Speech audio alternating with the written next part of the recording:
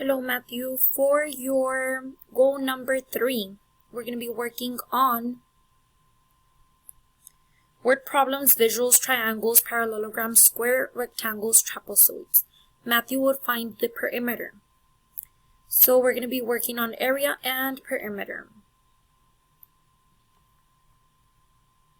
You're going to work on this worksheet. It has 15 questions. So you're going to work on this. Remember to use your anchor chart for area. Let me go ahead and locate you the anchor chart.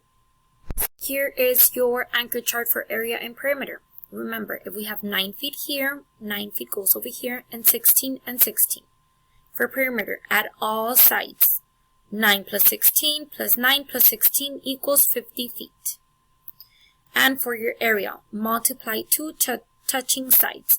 So it would be 9 times 16 equals 144 feet. So this is going to be your anchor chart so you can work on your assignment for today. And for your goal number 4. For goal number 4, Matthew will define points, line segments, and rays. So your anchor chart would look like this. This is a point, this is a line segment, a line, and a ray.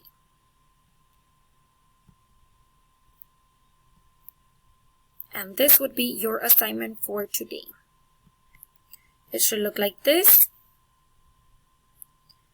And it has